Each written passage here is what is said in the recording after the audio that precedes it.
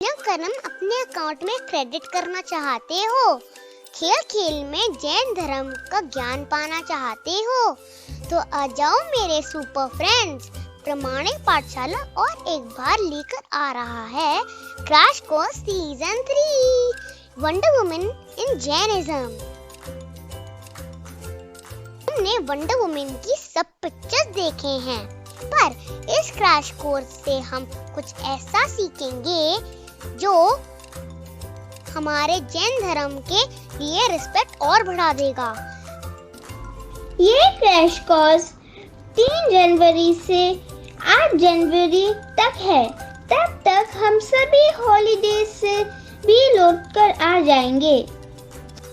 हम स्कूल का सब होमवर्क दिन में फिनिश करेंगे और शाम 7:30 से 9 o'clock तक क्रैश कोर्स में जरूर आएंगे। तो जल्दी ही प्रमाणिक ऐप या वेबसाइट पर जाकर अपना नाम गूगल फॉर्म में रजिस्टर करें। तो आएंगे ना आप सभी? हमें आपका इंतजार रहेगा। जय जिनेंद्र।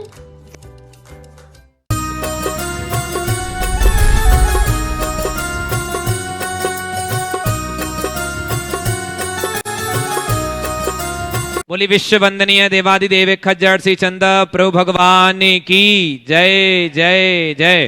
बोले परम पूज्य श्रमण संस्कृति उन्नायक आचार्य भगवंत गुरुवर श्री 108 विद्यासागर जी महाराज की जय जय जय। बोले परम पूज्य गुणायतन प्रणेता शंका समाधान प्रवर्तक भावना युग प्रवर्तक प्रखर वक्ता मुनिवर श्री 108 प्रमाण सागर जी महाराज की जय जय जय। बोले परम पूज्य मुनिवर श्री 108 अरह सागर जी महाराज की जय जय जय। सत्य और संस्कृति का सजा ये भव्य वितान कदम मिलाकर बढ़ चले धर्म और विज्ञान। बंधुओं शाश्वत तीर्थराज समेत शिखर की इस पावन तलहटी से मैं आप सभी का हृदय से स्वागत करता हूं।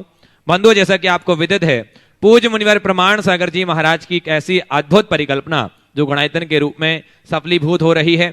निश्चित ही गुणायतन के माध्यम से आने वाले समय में जिन शासन की युगांतकारी प्रभावना होगी और न जाने कितने लोगों के सम्यक का कारण बनेगा गुणायतन, और आने वाली भविष्य पीढ़ी के लिए दिगंबरत्व का पोषण करने वाला ये गुणायतन होगा। दिगंबरत्व की प्रभावना के अनूठा केंद्र बनेगा गुणायतन। मैं निवेदन करूंगा बंधुओं, जो लोग जिनवाणी चैनल, पारस चैनल, प्रमाणिक ऐप के माध्यम से घर बैठे इस कार्यक्रम को देख रहे हैं, जो लोग उपस्थित हैं बंधु, यदि आज तक आप नहीं जुड़े हैं गुणायतन से तो आज ही अपना मानस बनाइए और नीचे चल रहे नंबरों पर संपर्क कीजिए और अपने जीवन का सर्वोत्कृष्ट लगा करके इस स्वर्णिम ऐतिहासिक कार्य में अपना दान और योगदान दें और साथ ही से पुण्य कार्जन करें। बंधुओं, जैसा कि आपको विदित है, प्रतिदिन पूज्य गुरुदेव के मुखारविंद से सांधारा संपन्न होती है। यदि आप चाहते हैं कि आपके वैवाहिक वर्षगांठ, जन्म दिवस या किसी भी विशेष अवसर पर यहां पर सांधारा संपन्न हो तो आप नीचे चल रहे नंबरों पर आप सब परिवार अपना नाम प्रेषित कर सकते हैं। आइए, आप जो लोग गुणायतन से जुड़े हैं उनके मैं सीधे सीधे नामों की उद्घोषणा कर रहा हूं और यदि वो उपस्थित हैं तो अपने ही स्थान पर खड़े होंगे निर्माण निधि सदस्य के रूप में। अमरावती से सुवर्णा प्रकाश लोखंडे, दिल्ली से श्री अभय जैन, श्रीमती प्रिया जैन और आगरा से श्रीमती कल्पना जैन, स्वर्गीय आशुतोष कुमार जी जैन। एक बार जोरदार करतल ध्वनि से सभी का स्वागत, वंदन और अभिनंदन कीजिए। निर्माण मित्र के रूप में जिन्होंने आज संबद्धता प्राप्त की है गुणायतन से, विलासपुर से निर्माण निधि से निर्माण मित्र श्री चंद्रभान सिंह, श्रीमती पुष्पा सिंह, समस्त परिवार, जोरदार करतल ध्वनि से इनका भी अभिनंदन करें। साथ ही निर्माण सारथी के रूप में जो गुणायतन से आज जुड़े हैं और आप हमारे बीच उपस्थित हैं, ऐसे श्रावक सृष्टि दिल्ली से श्रीमती प्रमिला जैन, धर्मपत्नी डीके जैन, अमित मोनिका जी जैन, समस्त परिवार आ जाइए, जोरदार करतल ध्वनि से अभिनंदन कीजिए। और इनके सम्मान के लिए मैं बुला रहा हूं श्री शैलेंद्र जी, मुख्य प्रशासक गुणायतन, और एनसी जैन साहब, कार्याध्यक्ष गुणायतन। यदि आवाज सुन रहे हैं तो शीघ्रता से आ जाएं। और निर्माण सारथी के रूप में हमारे बीच जुड़े हैं श्रीमती प्रमिला जैन, धर्मपत्नी डीके जैन, अमित मोनिका जी जैन, समस्त परिवार आइए। और यहां आइए, मध्य में यहां से सम्मान करेंगे। आइए, एनसी जैन साहब भी आ जाएं, कार्याध्यक्ष गुणायतन, वो सम्मान करेंगे। और इसी कड़ी में जिन्होंने आज सूत्रधार के रूप में अपने आप को गुणायतन से जोड़ा है, संबद्ध किया, आइए मध्य में वही चाहिए। और सूत्रधार के रूप में आज जिन्होंने गुणायतन से जुड़कर के अपने आप को धन्य किया है, ऐसे श्रावक सृष्टि श्री राजकुमार जैन, संजय कुमार जैन, सोनू जैन, भव्या जैन, विधि जैन, तिजारा अलवर, एक बार जोरदार करतल ध्वनि से इनका भी स्वागत, बंधन और अभिनंदन कीजिए। और इसी में सुनील जैन, रेखा जैन, कविनगर, गाजियाबाद से, जिन्होंने 21 ग्राम स्वर्ण समर्पित किया गुणायतन के लिए। विपिन ऊषा जी, इन्होंने राशि भी समर्पित किया। जाइए, जोरदार करतल ध्वनि से अभिनंदन कीजिए। और ऐसे श्रावक सृष्टि परिवार के सम्मान के लिए मैं बुला रहा हूं एनएल जैन साहब, यदि आवाज सुन रहे हैं आइए। एनसी जैन साहब आ जाएं, और साथ में चंद्रकला जी पाटनी, गुणायतन मंत्री, वो भी आएंगे और सम्मान करेंगे। आपकी करतल ध्वनि एक बार पुनः बजे इनके सम्मान के लिए। इन्होंने स्वर्ण दान दिया है गुणायतन के लिए 21 ग्राम। बहुत बहुत साधुवाद। अब आइए, कुछ मैं विशेष व्यक्तित्वों का सम्मान कराना चाहूंगा। हमारे बीच में आज सागर मध्य प्रदेश से उपस्थित हैं श्री दिनेश जैन जी बिलहरा, वो आए गुणायतन ट्रस्टी। आ जाइए, श्री दिनेश जैन बिलहरा, सागर गुणायतन ट्रस्टी। और उनके सम्मान के लिए नेमी चंद जी, शमशाबाद गुणायतन ट्रस्टी, वो आए और वो सम्मान करेंगे। दिनेश जैन बिलहरा सागर वाले हमारे बीच में हैं और उनका सम्मान कर रहे हैं नेमी चंद जी, शमशाबाद गुणायतन ट्रस्टी। आइए, पूरा परिवार, सपरिवार आए। दिनेश जैन जी बिलहरा वाले सपरिवार आएंगे।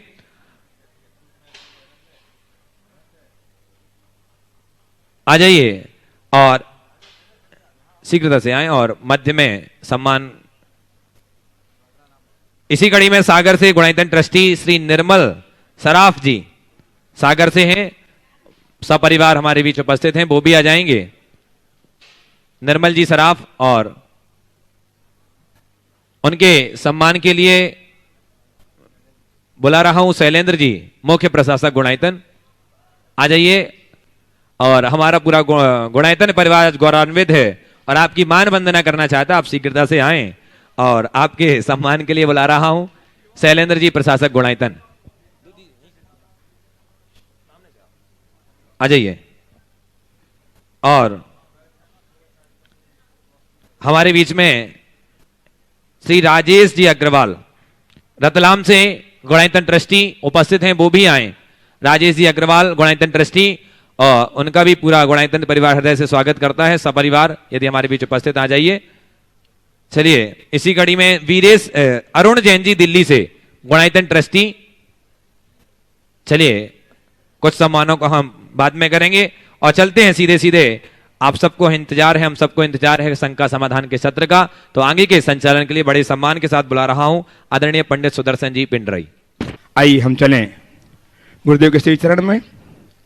ये श्री चरण आचार्य भगवान विद्यासागर जी महाराज के परम प्रभाव शिष्य के रूप में विश्वविख्यात हैं, जिन्हें हम गुणायतन प्रणेता, शंका समाधान प्रवर्तक, भावनायु प्रवर्तक एवं संप्रदाय सर्वक के रूप में पाकर के अपने जीवन को धन्य कर रहे हैं, और जिनके श्रीमुख से अपनी शंकाओं के समाधान सुनकर के अपने जीवन को नई ऊर्जा, नई दिशा दे पाते हैं। तो आइए मैं ले चलूँ आपका अभिनंदन करते हुए आपका एवं उन सबका जो पारस, जिनवाणी तथा प्रमाणिक ऐप के माध्यम से अपने घरों में बैठ करके अपनी शंकाओं के समाधान प्राप्त करके जीवन को ऊर्जा प्रदान कर रहे हैं, सबका अभिनंदन करता हुआ आप सबको गुरुदेव के चरणों से जोड़ता हूँ। मैं चाहता हूँ गुरुदेव का वरद हस्त हम पर आशीष के रूप में आच्छादित हो। अतः मेरे साथ उच्चारें, नमोस्तु भरश्री, नमोस्तु भरश्री, नमोस्तु भरश्री। महाश्री, आज के इस कार्यक्रम को मैं कुछ ऑनलाइन प्रश्नों के माध्यम से प्रारंभ कर रहा हूं। बेंगलोर के राजाजी नगर से जतिन जी बज की मम्मी सुशीला जी बज जानना चाहती हैं, गुरुदेव हमारे क्षेत्र में दिगंबर जैन मंदिर बनाया जा रहा है, पुण्यार्जन के अनेक अवसर उसमें उपस्थित हैं, भगवान की वेदिका का निर्माण, भगवान की प्रतिमा की स्थापना का अवसर, ऐसे अनेक अवसर, कलश स्थापना, शिखर में बहुत सारे अवसर हैं। तो गुरुदेव मैं जानना चाहती हूँ कि इनमें सबसे महत्वपूर्ण पुण्य कार्य कौन सा है जिसे करवा करके हमारा हर्ष बढ़े, हमारा जीवन सुखमय हो। कल ही इसका उत्तर मैंने अपने तरीके से दिया है। मैं तो कहता हूँ मंदिर में एक ईंट भी लगाए ना तो उसका अक्षय पुण्य।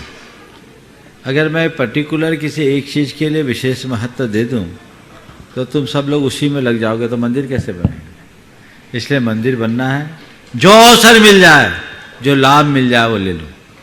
भगवान विराजमान करना है, मैं कहूँ तो सब भगवान ही विराजमान करेंगे तो मंदिर कहाँ बनेगा। बेदी बनाने के लिए बोलूँ तो सब बेदी बनाने लगेंगे तो मंदिर कैसे बनेगा।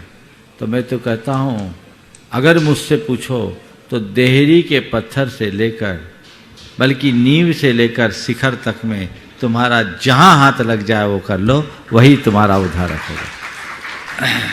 गुरुदेव सुरभि सतीश जी जैन पाटन परिवार कटनी मध्य प्रदेश से आपके चरणों में बारंबार नमोस्तु करते हुए जानना चाहते हैं कि मुनिश्री ईश्वर ने स्वर्ण में सुगंध नहीं डाली, गन्ने में फल नहीं लगाए,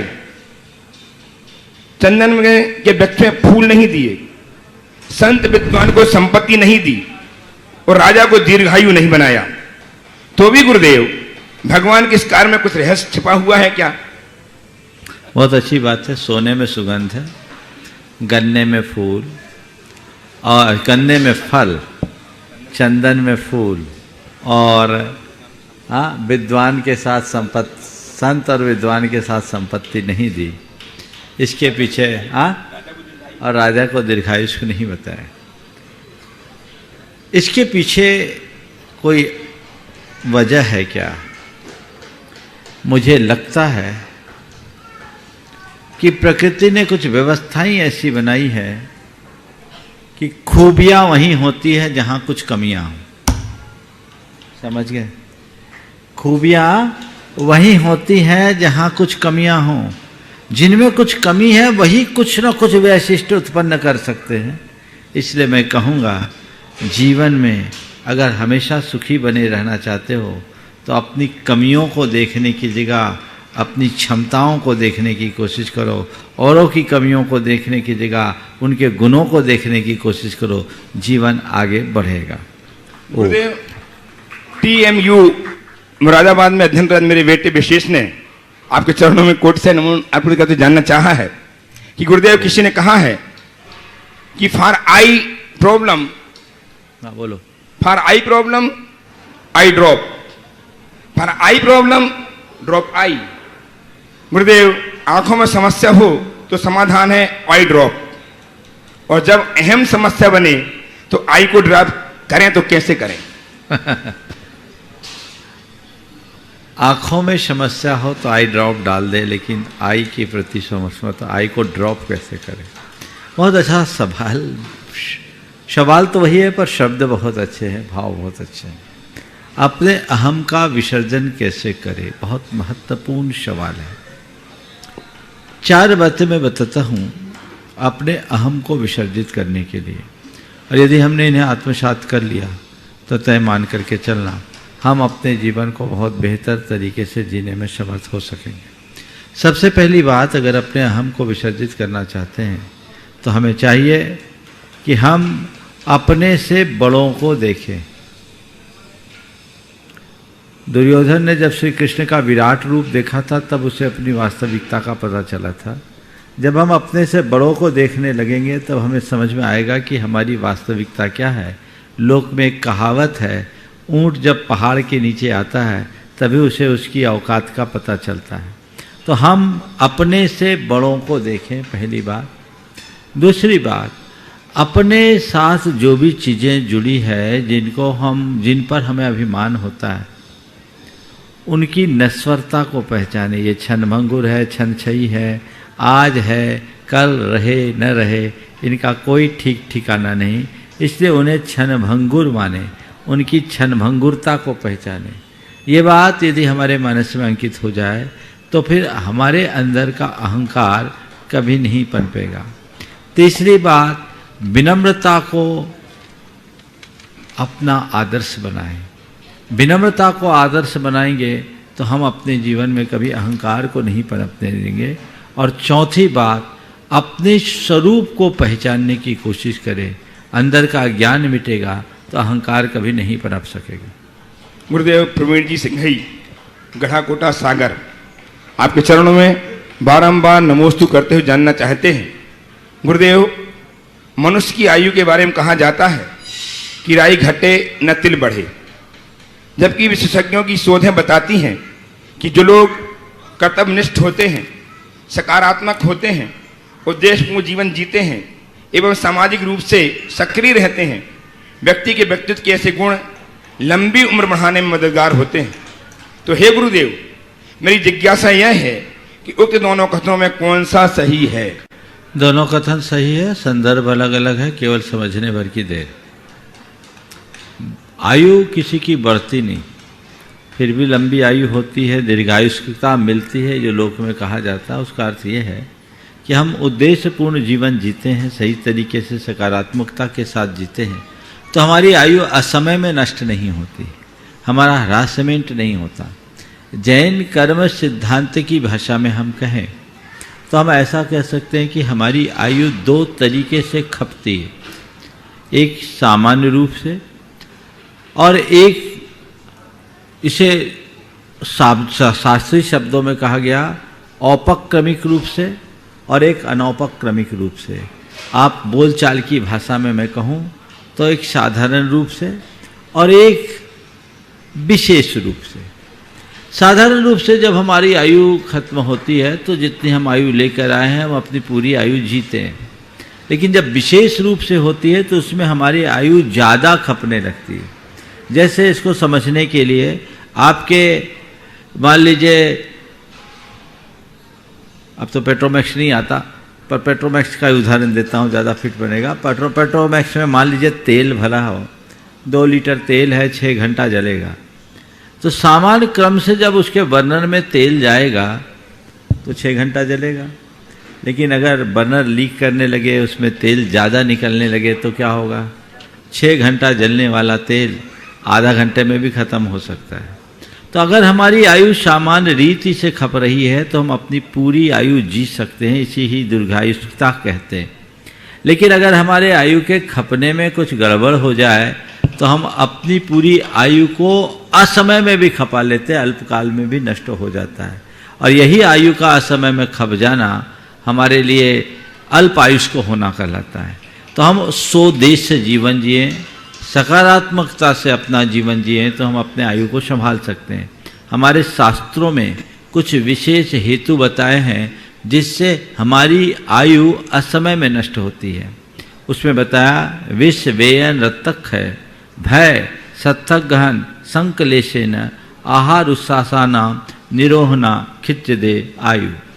विष के भक्षण से, वेदना की तीव्रता से, रक्त के क्षय से, भय से, डर से,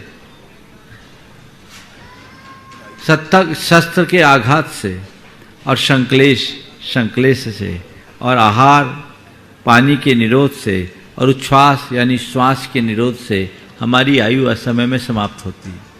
इसी प्रकार अनय प्रसंगे ही विवेह ही, अनीति अन्याय करने से भी, गिरि परन चरण भंगम अनय प्रसंगे ही विवेह ही अपमिच्चु महादुखम पत्तोसी अनंत वो धीरो। तो अनीति अन्याय करने से भी असमय में आयु नष्ट होती है। तो इसका तात्पर्य कुल यही है कि जो व्यक्ति स्वदेश जीवन जीता है, जीवन मूल्यों को प्रमुखता देते हुए जीता है, सकारात्मकता को अपना करके जीवन जीते हैं, उनकी आयु असमय में नष्ट नहीं होती और उसे ही हम लोक भाषा में दीर्घायुष के रूप में जान सकते हैं, कह सकते हैं। अंतिम ऑनलाइन प्रश्न महाराज से पूर्व में तैयार रहे श्रीमान विमल जी कोलकाता से विमल जी हमारे बीच में उपस्थित हैं, आए अपना प्रश्न प्रस्तुत करने के लिए, निकट जाएं। महाराज श्री अंतिम ऑनलाइन प्रश्न प्रमोद कुमार जी जैन, महावीर नगर, दुर्गापुरा, जयपुर। आपके चरणों में बारंबार नमोस्तु करते हुए जानना चाहते हैं कि गुरुदेव, किसी भी धार्मिक क्रिया का प्रभाव हमें दिखाई नहीं देता, लेकिन भावना योग यदि मन से कर लें तो उसका प्रभाव उसी समय जाता है। आज कमर दर्द की समस्या एक आम समस्या है, भावना योग से कमर दर्द बहुत आसानी से ठीक हो जाता है, यह मेरा अनुभव है। लेकिन लोग भावना योग पर विश्वास नहीं करके फिजियोथेरेपिस्ट के पास चक्कर लगाते रहते हैं। लोगों को कैसे विश्वास दिलाया जाए, कृपया समाधान कीजिए। देखिए, बात बिल्कुल सही है। हम लोगों की धर्म के प्रति जो आस्था है, हमारी जो धर्म के प्रति आस्था है वो रिचुअल्स पर ज़्यादा है। हम लोग पूजा पाठ करते हैं, निश्चित उनका लाभ है, लेकिन धर्म के जो व्यवहारिक स्वरूप है यदि हम उसे आत्मसात करें तो उसमें हमारा विशेष भला होगा। हमें वो दृष्टिकोण बदलना चाहिए।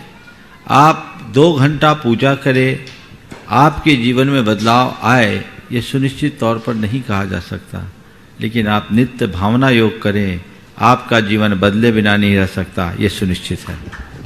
जीवन में बदलाव आएगा, निश्चित आएगा। मैं तो लोगों से कहता हूँ आप तीनों टाइम की सामायिक करते हो, पर आजकल की सामायिक तो बैठ के ऊँघने का नाम हो गया है। ऊँघने वाली सामायिक मत कीजिए, ये भी एक प्रकार की सामायिक ही है जो आपके जीवन में बदलाव घटित करे, प्रत्यक्ष परिवर्तन घटित करे। आपने बोला कमर में दर्द हो गया, ठीक हो गया। कई लोगों को कई तरह की पीड़ाएं दूर हुई, तन की भी हुई है और मन की भी हुई है, चेतना तो निर्मल हुई है। हमें चाहिए कि हम अपने जीवन में बदलाव घटित करें। हम लोगों की एक सबसे बड़ी कमजोरी यही है कि प्रिस्क्रिप्शन तो लिखवा लेते हैं, दवाई खाने की कोशिश नहीं करते। आप फिजियोथेरेपिस्ट के चक्कर लगाए, मैं निषेध नहीं करता, मेडिकल एड लेना चाहिए, जो काम मेडिकल फैसिलिटी से होगा वो होगा, लेकिन उसके समानांतर यदि ये सब काम करते हैं तो हो सकता है आपको वो लाभ मिल जाए जो मेडिकल एड से सामान्यतः नहीं मिल पाता। श्रीमान बिमल जी कोलकाता से अपना प्रश्न प्रस्तुत करें और तैयार हैं श्रीमान बीएस जी सेठ दमोह से।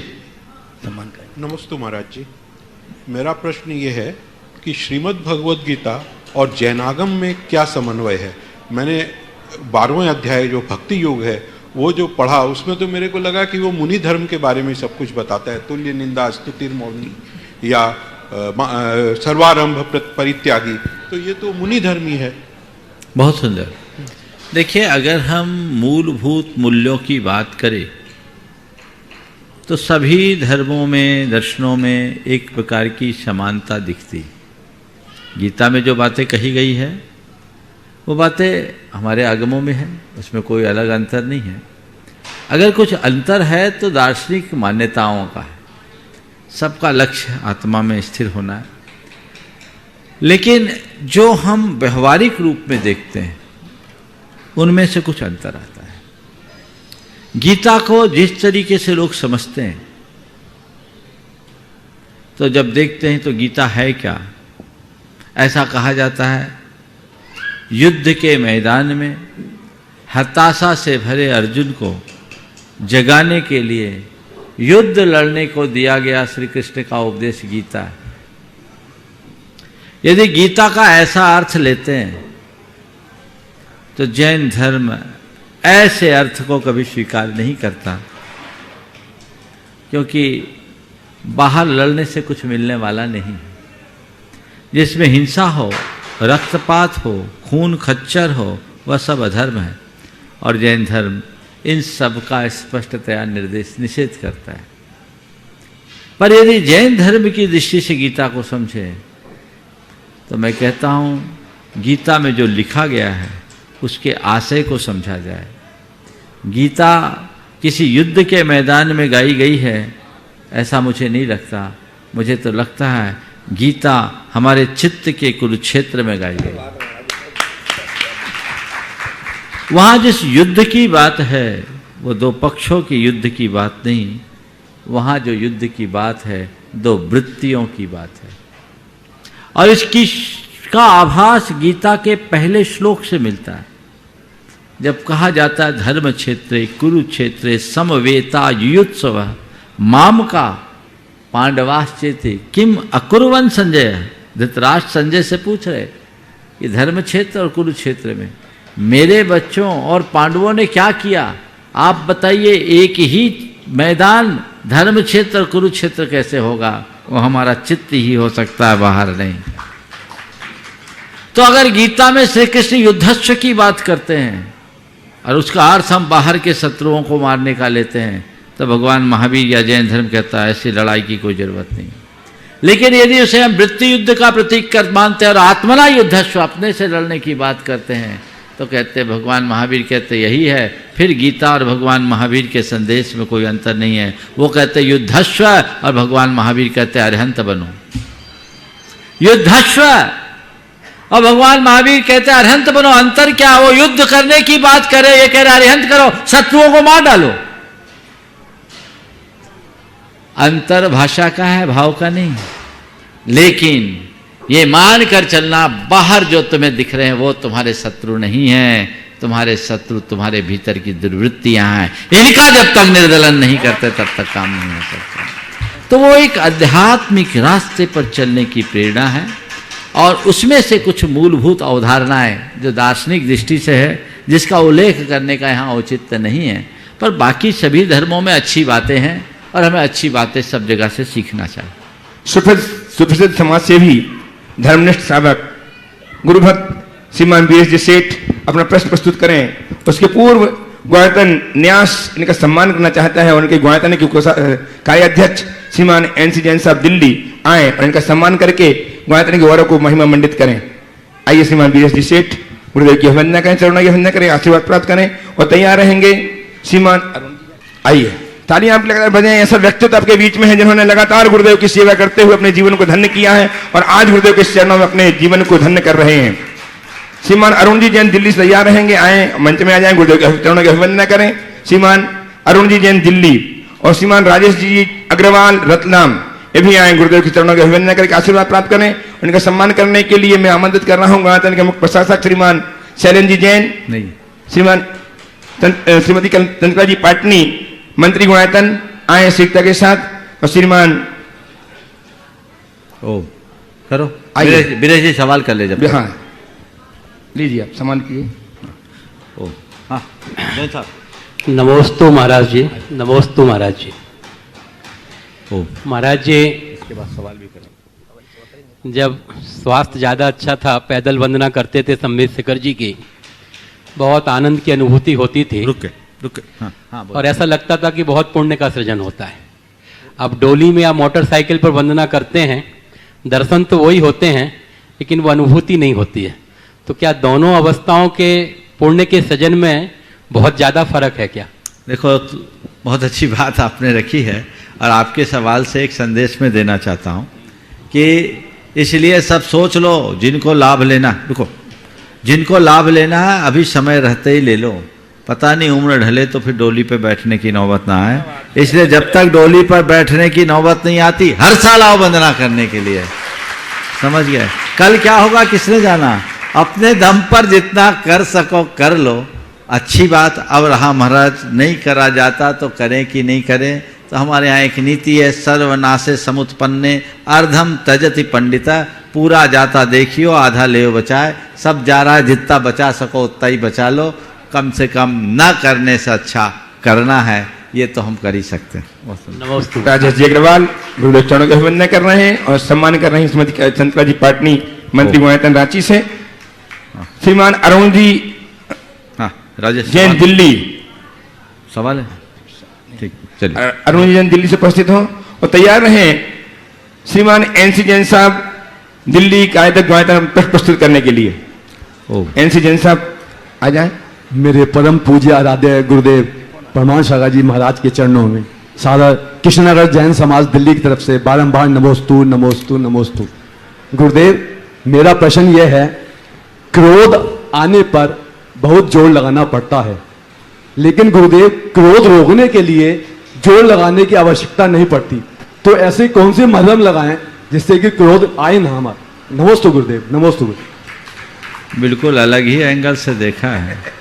क्रोध आने पर बहुत जोर लगाना पड़ता है, पर क्रोध रोकने पर जोर नहीं लगाना पड़ता।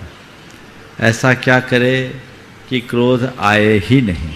देखिए, सबसे पहले हमें इसे समझना है, क्रोध आने पर जोर लगाना पड़ता है और क्रोध रोकने पर कोई जोर नहीं लगता। ये बात मुझे थोड़ी सी हजम नहीं हो रही। मुझे तो ऐसा लगता है कि बिना जोर लगाए लोगों को क्रोध आता है। क्रोध जोर लगाए लगाए भी नहीं रुकता है ना। अनुभव है आप लोगों को सबका। ऐसे पलट दूं तो एतराज तो नहीं है? नहीं महाराज, नहीं गुरुदेव। आपने जिनका भी वाक्य यहाँ प्रस्तुत किया, पता नहीं उन्होंने किस दृष्टि से किया, लेकिन अब अगर इस आपके वाक्य को परिवर्तित करके मैं प्रश्न रखूं कि क्रोध तो बिना प्रयासों के आ जाता है और जोर लगाने पर भी क्रोध नहीं रुकता, उसका कारण क्या है? तो मैं इतनी बात जानता हूँ, पानी को ऊपर उठाना हो तो मोटर लगाना पड़ता है, नीचे गिराने के लिए तो बस ढोलना पड़ता है। क्रोध अधा पतन है, क्षमा ऊर्ध्वारोहण। क्रोध अधा पतन है, क्षमा ऊर्ध्वारोहण।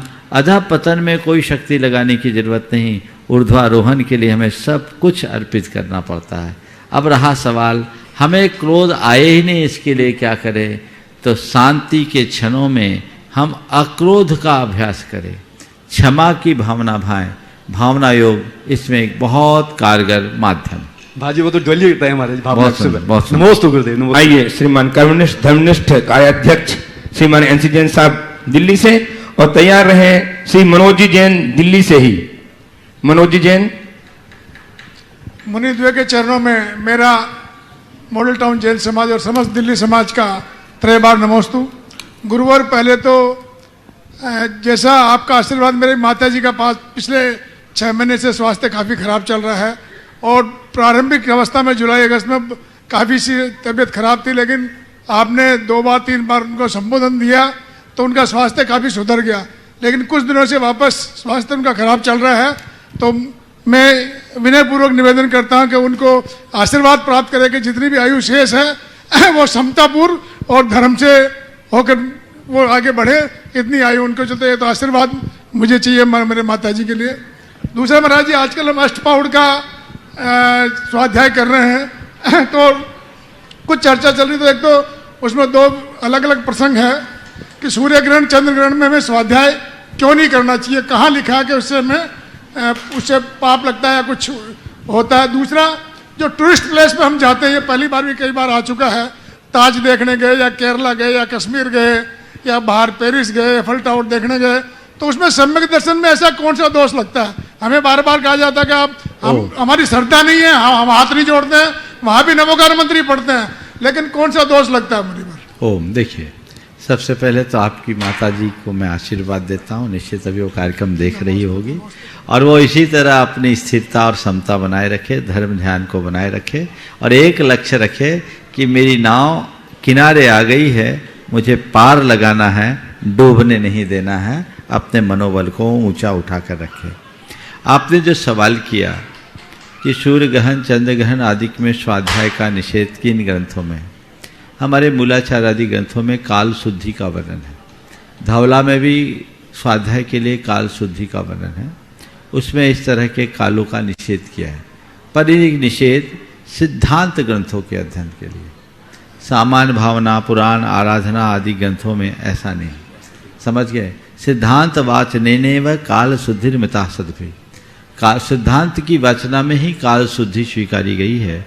पुराण आराधना सार पंच संग्रहादिशु न, पुराण आराधना सार पंच, इन तरह के ग्रंथों में, भावना ग्रंथों के लिए आप कभी भी पढ़ सकते हैं, इसलिए इसका ध्यान रखना चाहिए।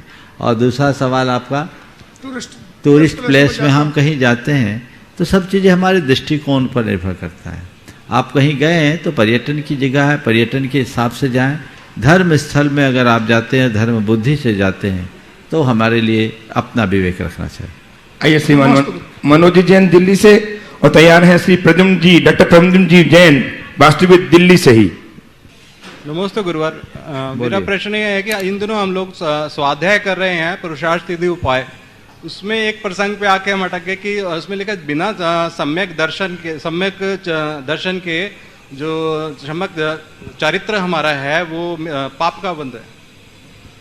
नहीं, पाप का बंध ऐसा तो नहीं लिखा होगा कि बिना सम्यक दर्शन के किया गया चरित्र कार्यकारी नहीं है। बिना सम्यक ज्ञान के, हाँ, सम्यक ज्ञान कहो, सम्यक दर्शन कहो, वो कार्यकारी नहीं है, वांछित फल हमें नहीं देता। पाप का बंध लिखा होगा, वो लिख दिया होगा व्याख्या में।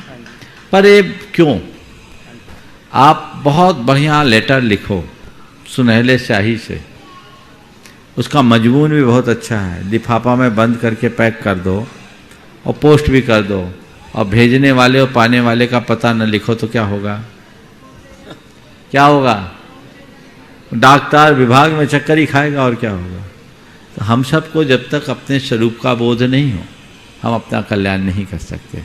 अब रहा सवाल कि फिर तो पहले सम्यक दर्शन प्राप्त करें, फिर व्रत संयम धारण करें, तो न नॉर्मल तेल न राधा नाचे वाली बात होगी। सम्यक दर्शन प्राप्त करने के लिए हमारे पास ऐसा क्या ठिकाना है कि हमें पता लग जाए कि मैं सम्यक दृष्टि हूँ? ये तो हमारे अंतरंग की चीज है। अभी कोई दावे से नहीं कह सकता कि मैं सम्यक दृष्टि हूं। ये दिव्य ज्ञानियों के ज्ञान का विषय है, पर मैं कहता हूं मैं सम्यक दृष्टि हूं। मैं कहता हूं मैं सम्यक दृष्टि हूं, सम्यक दृष्टि ही नहीं, रत्नत्रय का आराधक हूं। महाराज आप ही तो बोल रहे, आप कह नहीं सकते कि हम कैसे कहें सम्यक दर्शन तो दिव्य ज्ञानियों का विषय, फिर कैसे कर सकते? हाँ, मैं कह रहा हूं अपने आप को सम्यक दृष्टि, क्योंकि मैं उन तमाम क्रियाओं का पालन करता हूं जो सम्यक तोचित क्रिया के रूप में जानी जाती है, और मैं मिथ्यात्व पोषक कार्यों से बच के रहता हूं। यही मेरे सम्यक का प्रतिमान है, इसके अलावा और कुछ नहीं। अब मेरे भीतर का मिथ्यात्व है या नहीं, उसका क्षय क्षोपशम उपशम हुआ है या नहीं, ये सर्वज्ञ भगवान जानेंगे। अब मैं नापू, कोई थर्मामीटर तो है नहीं जो बता दे कि सम्यक दर्शन हुआ है कि नहीं हुआ। वो तो आए और चले भी जाए, कोई पता नहीं है। ऐसा ऐसा वर्णन आता है शास्त्रों में, सुन करके आप लोग हैरान हो जाओगे। एक मुनि महाराज 8 वर्ष में मुनि बने और सम्यक दर्शन ज्ञान चारित्र को प्राप्त किया, और शुक्ल ध्यान की विशुद्धि से 11वें गुण स्थान तक चले गए। नीचे उतर के आए, फिर अंतर्मुहूर्त बाद फिर वापस 11वें गुण स्थान में चले गए, फिर नीचे आए, और पूरे जीवन ऊपर से मुनि है, गुण स्थान पहला है। अब बोलो उसको क्या करेंगे? पूरे जीवन, और ऐसा भी हो सकता है मरकर निगोद चले जाए। अब इसको क्या बोलोगे आप? तो वो हमारे पुरुषार्थ गम्य नहीं है। तत्व की भावना, आत्मा की तरफ दृष्टि हो, अगर ऐसी दृष्टि आपकी बनी रहे तो आप सम्यक दृष्टि के योग्य हो सकते हैं। हो ये कोई गारंटी नहीं। सम्यक दर्शन की बात तो जाने दो, हम आप भव्य हैं या अभव्य यही पक्का नहीं है। पर मैंने कहा मैं अपने आप को सम्यक दृष्टि नहीं, रत्नत्रय का आराधक मानता हूं। क्यों? क्योंकि मैं उस क्रिया का, चर्या का पालन करता हूं। और यदि कदाचित अपने मन में मैं संशय ले आऊं कि पता नहीं मेरे अंदर सम्यक दर्शन है या नहीं, तो मुझे मेरी चर्या क्रिया में रुचि नहीं रहेगी, उत्साह ही नहीं रहेगा, क्योंकि मैंने शास्त्र पढ़ रखा है कि इसके बिना ये सब व्यर्थ है। तो मैं कहूंगा छोड़ो मुनि का बहाना, करो मजा और भोगो सजा संसार की। समझ रहे बात को? इसलिए ये जो उपदेश इस तरह के हैं उन्हें बहुत तरीके से समझना चाहिए। मेरे पुरुषार्थ गम्य जो है वह मुझे करना है, बाकी का प्रभु जाने। उपस्थित हो डॉक्टर प्रद्युम्न जी जैन वास्तुविद दिल्ली से। तैयार रहें कृष्णनगर दिल्ली से श्रीमती प्रमिला जी अरुण जी जैन। हो गया। नमोस्तु महाराज श्री। महाराज श्री कहते हैं तैयार रहें जिन मंदिर, श्रीमती प्रीति जैन अलवर राजस्थान से। कहते हैं जिन मंदिर, जिन बिंब और जिन प्रतिमा की स्थापना से हमारे बहुत पुण्य का अर्जन होता है या हमारे कर्मों की निर्जरा होती है। महाराज श्री मैं एक ऐसे व्यक्ति को जानता हूँ, 9 वर्ष की आयु में एक सपना देखा, उसके बाद भावना भाई कि मैं जिन मंदिर बनवाऊंगा। लेकिन ये लगभग 46-47 साल पहले की घटना है।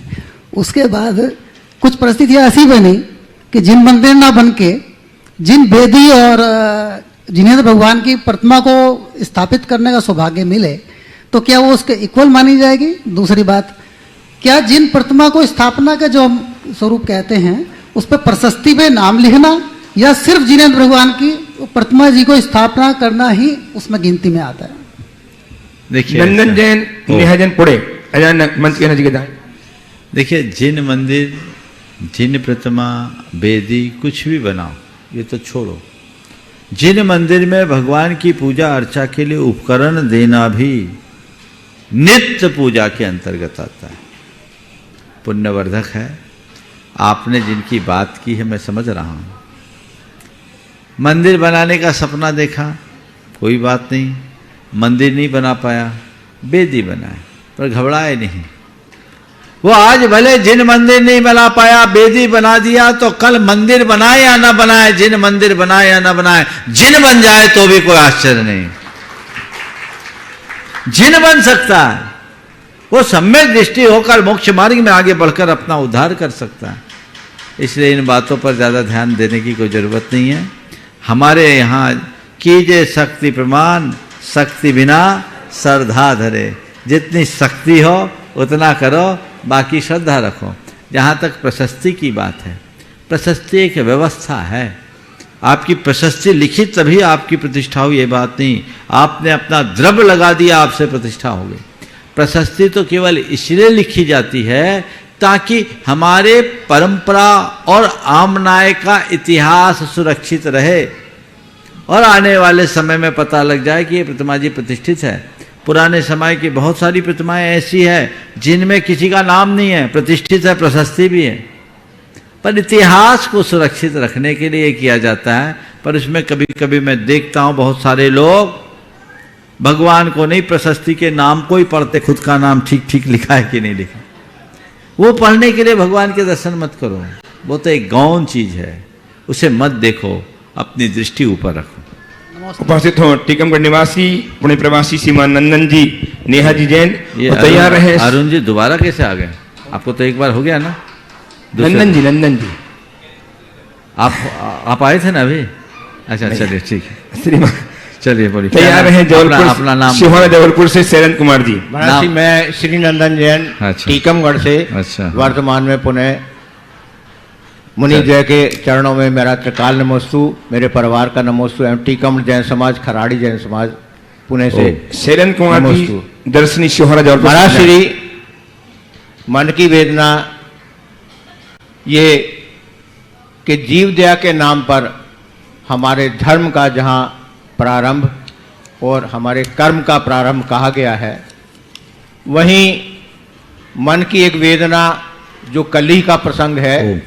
कल यात्रा के समय पालगंज ग्राम के मुख्य मार्ग पर एक हमने दुर्घटना देखी। दुर्घटना भी तात्कालिक प्रदर्शित है और उसमें एक मोटरसाइकिल से घायल यात्री, 2 व्यक्ति सड़क मुख्य मार्ग पर बिल्कुल अचेतन अवस्था में पड़े हुए हैं।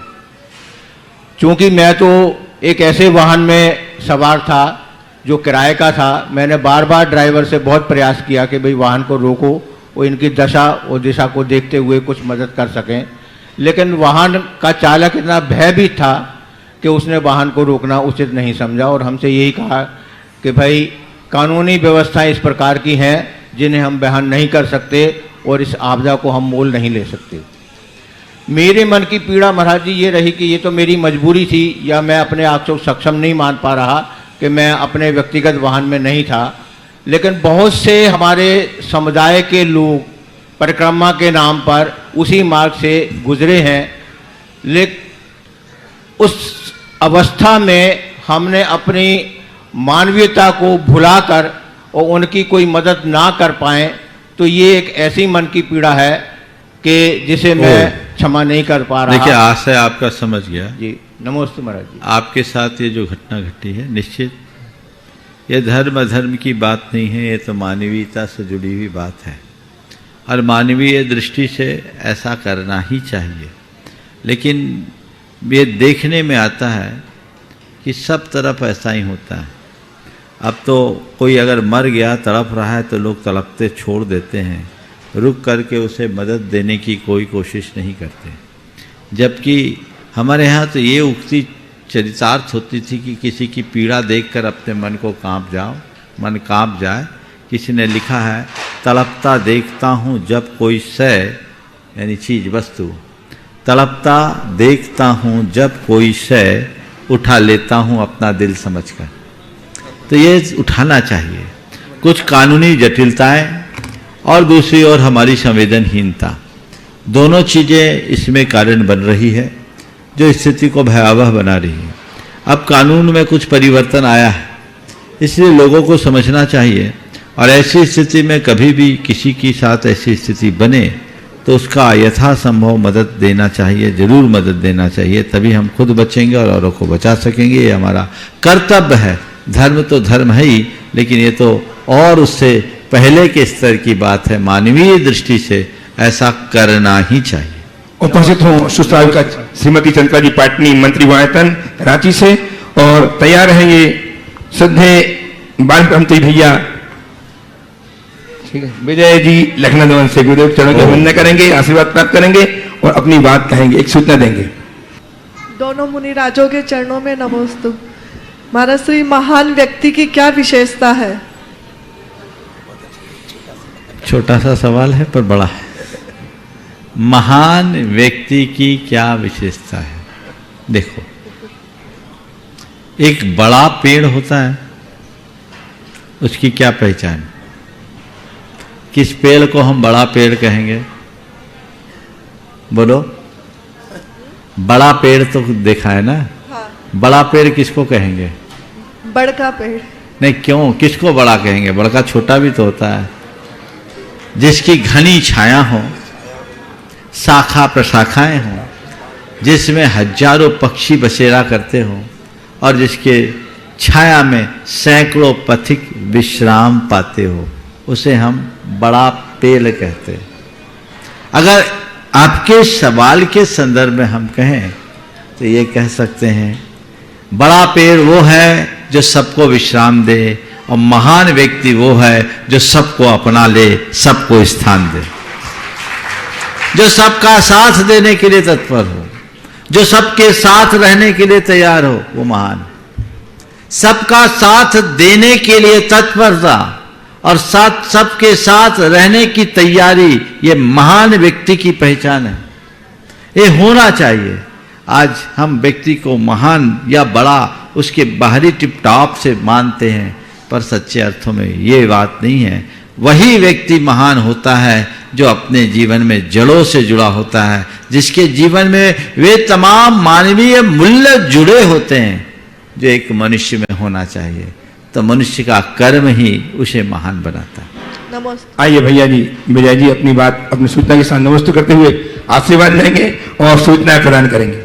पूज मुनिवर के चरणों में कोटिशाह वंदन करते हुए द्वय मुनि राजों को वंदन कर रहा हूँ। आचार्य भगवंत के चरणों में वंदन करते हुए एक जयकारा लगा रहा हूँ। जय बोलिए प्रश्न सुधारक पूज मुनिवर श्री प्रमाण सागर जी महाराज की। बंधुओं, ये बात मेरे मन में तब आई जब अभी अभी किन्हीं सज्जन ने अपना प्रश्न रखा और उस प्रश्न का भी उन्होंने सुधार कर दिया। देखो, प्रश्न के उत्तर देने वाले बहुत हैं, पर प्रश्न को सुधारण करने वाले पूज्य मुनिवर हमारे बीच में विराजमान। और अभी अभी चंद्रकला जी ने एक प्रश्न पूछा था कि महान व्यक्ति के बारे में। मैं तो कहता हूं, अगर मेरे से प्रश्न पूछा होता तो मैं तो कह देता और कुछ करने की आवश्यकता नहीं है, पूज्य मुनिवर को देख लो, महान व्यक्तित्व सब कुछ आपको यहाँ पर नजर आ जाएंगे। बंधुओं, जिन्होंने अपने जीवन को आचार्य भगवंत के चरणों में समर्पित करते हुए एक ऐसा आयतन बनाया जो कि ना कि सिर्फ भारतवर्ष अपितु पूरे विश्व के लिए एक अनमोल कृति है। नर से नारायण बनने की प्रक्रिया कैसे है, वो गुणस्थान की बात अभी चल रही थी, सम्यक दर्शन की बात चल रही थी। वास्तव में कैसे गुणस्थानों में चढ़ेंगे हम, वो गुणस्थान का गुणायतन अगर आपको देखना है तो आपको सम्यक शिखर की तलहटी पे आना होगा। बंधुओं, पूज्य मुनिवर ने, मैंने देखता हूं कि भारतवर्ष में बहुत सारी संस्थाएं हैं, पर अगर संस्थाओं में देखो तो सर्वाधिक परिवार में लोग अगर जुड़े हैं तो आज भारतवर्ष में एक ही वो परिवार है, वो है गुणायतन परिवार, जिसके प्रणेता पूज्य मुनिवर हमारे बीच में यहां पर विराजमान है। बंधुओं, एक बहुत विशेष अवसर अपन को मिल रहा है आगामी 18 और 19 तारीख को। ये 2 दिन विशेष हमारे लिए इसलिए है क्योंकि ये 2 दिन दोनों दिन पूर्णिमा है, एक दिन नहीं, 2 दिन पूर्णिमा है। और इन 2 दिवसों में एक विशेष आयोजन यहां पर होना है। बंधुओं, 18 तारीख को गुणायतन का वार्षिक अधिवेशन, राष्ट्रीय अधिवेशन यहां पर होना, जो वर्ष में एक बार, जो कि 19 तारीख को पिछी का परिवर्तन है। प्रतिवर्ष पिछी परिवर्तन के पहले एक दिन पूर्व यह अधिवेशन यहां पर होता है, जिसमें पूरे भारतवर्ष ही नहीं, विदेश से भी अनेक लोग जो गुणायतन परिवार से जुड़े हैं इस अधिवेशन में शामिल हो रहे हैं। आप सब लोगों को भी शामिल होना है। कुछ लोग नहीं आ पाएंगे, वो अपने घर बैठे इस अधिवेशन में शामिल हो पाएंगे। बंधुओं, 18 तारीख को दोपहर को 1 बजे से अधिवेशन प्रारंभ होगा, जिसमें आप सभी लोगों को शामिल होना है, जिसका सीधा प्रसारण पारस्यरण के माध्यम से आप देखेंगे। 19 तारीख को पिछी का परिवर्तन, ना कि सिर्फ पिछी का परिवर्तन, हम अपने हृदयों को भी परिवर्तन करें, क्योंकि बंधुओं 2 दरिया पार कर चुके हैं अपन मौत के, कोरोना की। तीसरी लहर कब आए उसके पूर्व हम अपने हृदय को परिवर्तित कर लें। तो 19 तारीख को मध्यकालीन 1 बजे से यहां पर पिछी का परिवर्तन का कार्यक्रम होगा, जिसमें आप सभी लोगों को शामिल होना है, जिसका सीधा प्रसारण जिनवाणी चैनल के माध्यम से आप यहां पर देखेंगे। पूज्य मुनिवर का आशीष आप, आज मैं देख रहा, बहुत दिनों के बाद यहां आया, जब गुणायतन के इस कार्य को देखा, अनेक स्थानों पर मंदिर बन रहे हैं। अरे मंदिर बनने की प्रेरणा तो सब देते हैं। अभी अभी महाराज श्री ने कहा ना कि जिनालय बनने की प्रेरणा बहुत मिली, पर जिनालय से जिन बनने की प्रेरणा भी आप ये गुणायतन के माध्यम से यहाँ पर देखेंगे। जब मुनि श्री के सानिध्य में यहाँ पर साकार होगी, आप सभी इसमें शामिल होकर के प्रत्येक कार्यों में मैं देख रहा हूँ कि एक एक पत्थर को जो तराशा जा रहा है, यहाँ पर स्थापित किया जा रहा है, पूज्य मुनिवर की आशीर्वाद से और प्रज्ञा छेनी से वो तराशा हुआ, मान सकते उस पत्थर को, जो कि आने वाले युग युगांतर तक आचार्य भगवंत की कीर्ति यहां पर छाई रहेगी। बंधुओं, पूज्य मुनिवर के सानिध्य में मैं आपसे निवेदन करना चाहूंगा, इन 2 दिन के कार्यक्रमों में आप लोग जरूर शामिल हों। पूज्य मुनिवर के चरणों में निवेदन करता हूं। साथ ही साथ एक विशेष कार्यक्रम बंधु, ये 2 दिन यहां पर पूज्य मुनिवर श्री के मुखारविंद से 1008 मंत्रों के द्वारा शांति धारा का यहां पर कार्यक्रम रखा गया है, जिसमें देश के विदेश के अनेक लोग जिसमें जुड़ेंगे। जैसे कि आपको मालूम है, किसी भी प्रकार का मांगलिक कार्य हो, चाहे शादी की सालगिरह हो, चाहे जन्म दिवस हो, या कि अन्य कोई विशेष अवसर हो, आप अवसर हो या ना हो, मैं तो कहता हूं ये 2 विशेष अवसर है, 2 पूर्णिमा की। आप अपना नाम यहां पर जो चैनल में चल रहा है नीचे नाम, अपने नाम यहां पर प्रेषित करके उस शांति धारा से आप जुड़ सकते हैं। आप स्वयं यहां नहीं भी आ पा रहे हैं तो भी अपना नाम प्रेषित करके शांति धारा के सहभागी आप बन सकते हैं। पूज्य मुनि श्री के चरणों में कोटिशा वंदन कर रहा हूं। Acharya Vidyasagar Digambar Jain charitable trust London UK, Maharaj Shri आपकी आशीष अनुकंपा से फलीभूत हो रहा है। 3 वर्षों से लगातार वहां के लोग जिनालय को बनाने के लिए भूमि का चयन कर रहे हैं और अभी तक चयन नहीं कर पाए थे, पर आपका आशीष जैसे ही मिला, एक विशाल भूखंड वहां पर चयन कर लिया गया है। बस आपके आशीर्वाद की वो छांव तले वहां पर जिनालय बने। एक प्रश्न करना चाहूंगा महाराज जी, चूंकि अभी तत्काल में वहां पर बड़ा जिनालय बनने की स्वीकृति नहीं मिल पा रही है, तो क्या हम छोटे रूप में वहां पर जिनालय को शुरू कर सकते हैं, जिसे कालांतर में उसे विशाल रूप दिया जा सके? उसके लिए हमें क्या करना होगा? आपसे आशीष चाहते हैं। नमोस्तु। जिनालय का निर्माण और भारत की सीमा से बाहर, ये अपने आप में बड़े आनंद का विषय। मैं तो ये देख रहा हूँ 20वीं और 21वीं शताब्दी में एक बहुत बड़ी क्रांति खड़ी हुई।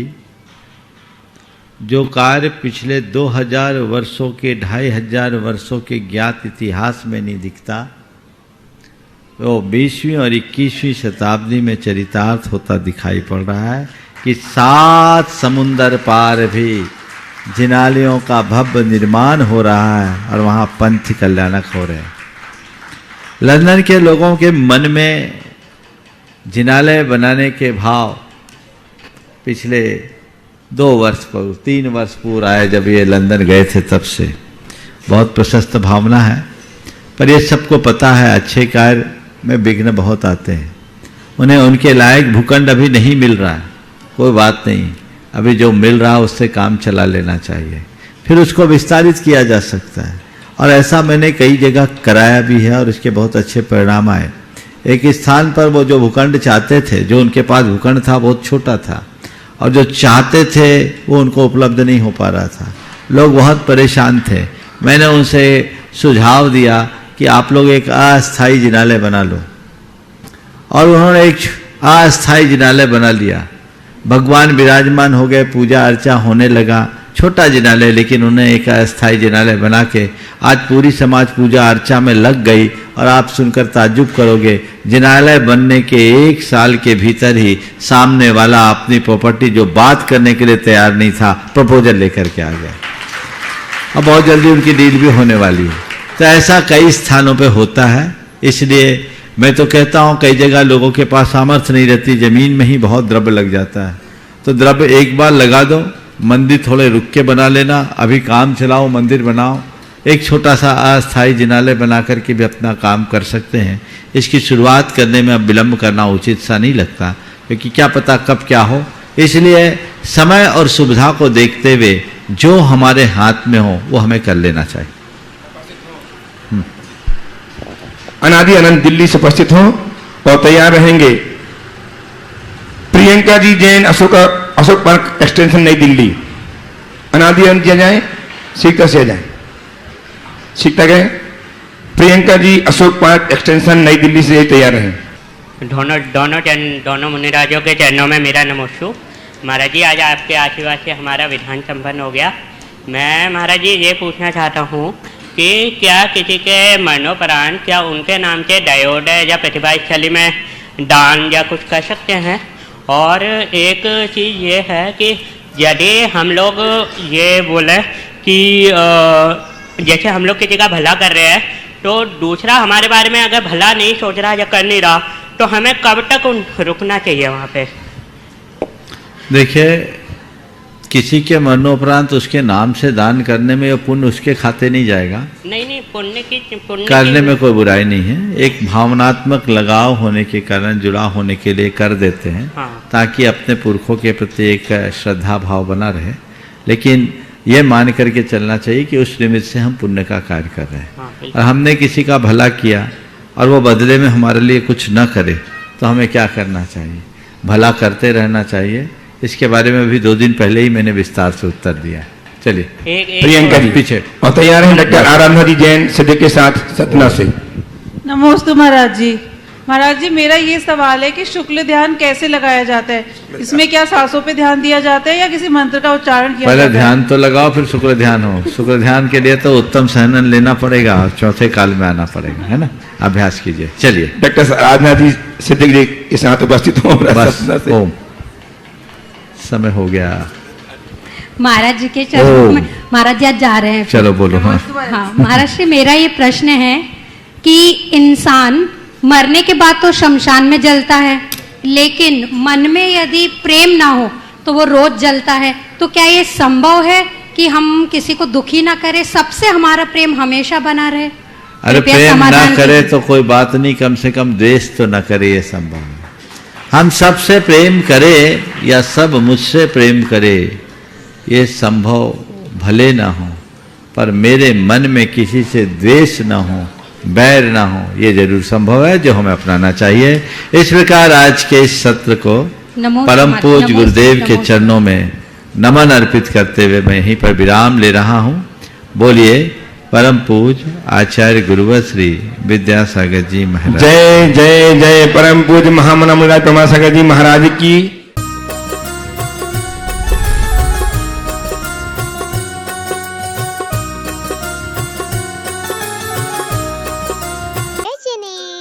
स्कूल की पढ़ाई तो चलती रहेगी, कुछ हटकर सीखना चाहते हो, पुण्य कर्म अपने अकाउंट में क्रेडिट करना चाहते हो, खेल खेल में जैन धर्म का ज्ञान पाना चाहते हो, तो आ जाओ मेरे सुपर फ्रेंड्स। प्रमाणिक पाठशाला और एक बार लेकर आ रहा है crash course season 3 wonder woman in Jainism. हमने वंडर वुमन की सब पिक्चर्स देखे हैं, पर इस क्रैश कोर्स से हम कुछ ऐसा सीखेंगे जो हमारे जैन धर्म के लिए रिस्पेक्ट और बढ़ा देगा। ये क्रैश कोर्स 3 जनवरी से 8 जनवरी तक है। तब तक हम सभी हॉलीडेज से भी लौट कर आ जाएंगे। हम स्कूल का सब होमवर्क दिन में फिनिश करेंगे और शाम 7:30 से 9 o'clock तक क्रैश कोर्स में जरूर आएंगे। तो जल्दी ही प्रमाणिक ऐप या वेबसाइट पर जाकर अपना नाम गूगल फॉर्म में रजिस्टर करें। तो आएंगे ना आप सभी? हमें आपका इंतजार रहेगा। जय जिनेंद्र।